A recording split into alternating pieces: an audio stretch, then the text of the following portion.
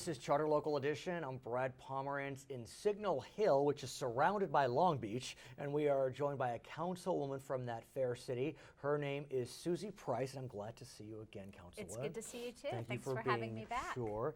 And I'm sad to have to speak with you about a crisis, and it's a crisis dealing with homelessness. I live in the Los Angeles area, I'll call it the more well-heeled areas of Los Angeles. And recently there was a very significant homeless encampment near my home. I was conflicted. On the one hand, why are you blighting my neighborhood? On the other hand, I felt tremendous compassion. Homelessness is popping up everywhere. I mean, it's not just on Skid Row.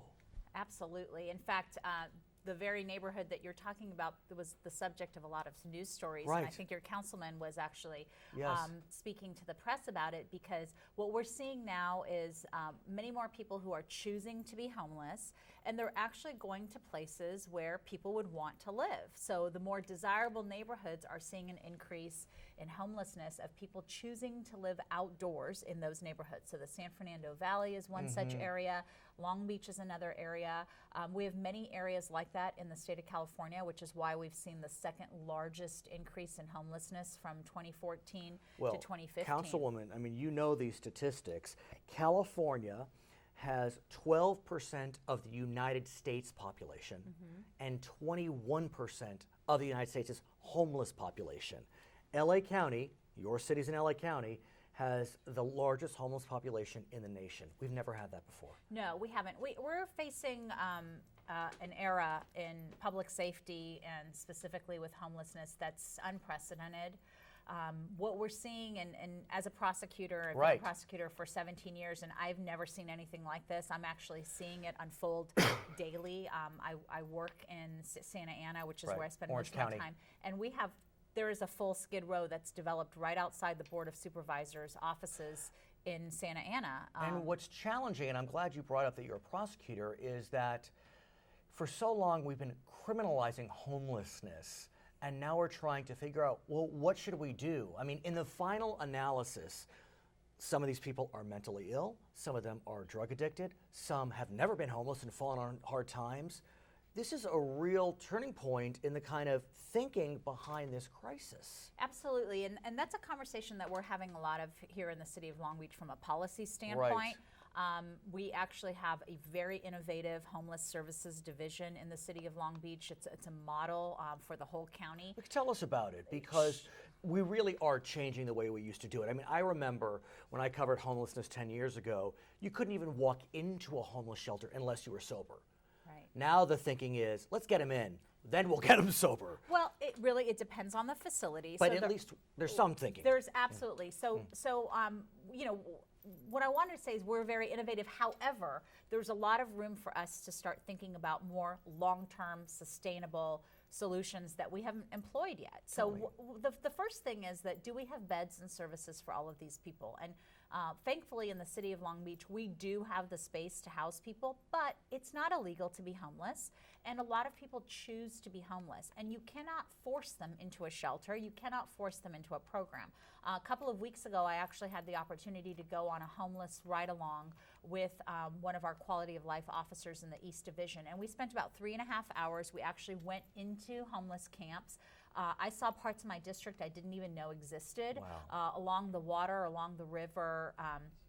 There are full-on, beds, mattresses, full-on cities, freeway on-ramps. The Lakewood Freeway on-ramp, if you climb back in there, there's full-on tents and encampments, But look, bike chop shops. I have no doubt that there are some who prefer homelessness, no question about it. But I think there are some that may say that and really don't, and they don't know where to turn. They don't know how to get out, and they also are fearful of authority. For so long, and this is one view, they saw the police as the enemy. There are some communities that the police, when they approach homelessness, they're not saying, get off the street, move your stuff. It's do you need anything? Yes. Do you need services? And the latter is the approach that we take in the city of Long Beach. So for example, we have a homeless outreach team. We have on the team, we have 2 veterans and we have 2 social service experts. So when they approach— When you say veterans, meaning military veterans? Military veterans, because so many of our homeless population are veterans, although we've come a long way in ending homelessness among veterans. And actually, I've learned that if there's one bright spot in the homeless crisis, it is in veteran homelessness. Absolutely. Veteran homelessness is down, even in LA County. Yes, it is. Which and is— the reason for that is because most veterans are choosing to take advantage of the services.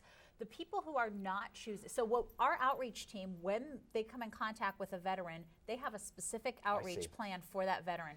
Similarly, when they come in touch with someone who has a mental illness or drug addiction, which the homeless population of today is more impacted by drug addiction than mental illness. Now, mental illness sometimes can arise as a result of drug addiction. Or vice versa. Or vice versa. But what we're seeing now is there's a lot of drug addiction. That has to do entirely with some of the changes in state law in regards to the early release and the lack of treatment. Absolutely. Really? Absolutely. We have well, people there's who no are getting— question. I mean, let's digress. Prop 47, you know, Yes. Prop 47 has reclassified drug possession offenses from felonies to misdemeanors. No more wobblers. Right. And as a result, what I've heard from many of your colleagues in prosecution is that when they were wobblers, they could say, we won't charge this as a felony if you go to drug court. But now we can't do that because they're misdemeanors and they're not going to go to drug court because they don't have to. Right. So what was happening, they would get filed as a felony and then they would have to go through drug court as an option, as an incentive. If they finish drug court, which is an 18-month or so long program, then their felony would be dismissed and it would be as if it never happened, which was a great option, a great incentive. There's no longer any such incentive. Right now, if you get caught with drug possession, you're looking at 5 to 10 days maybe in custody. And a ticket often.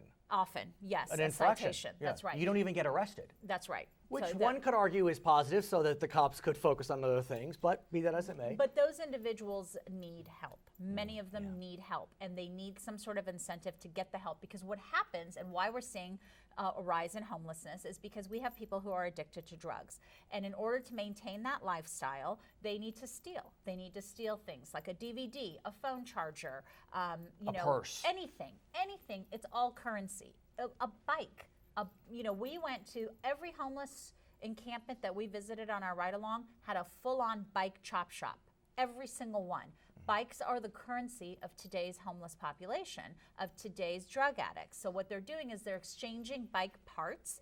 They're exchanging bikes as a way of currency to get more drugs. A DVD, for example, may not mean much to me or you because it's got maybe a $20 or $30 value.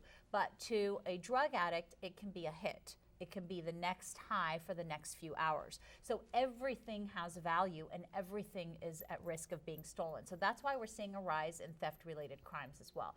The problem that we have with the homeless population is our approach needs to shift.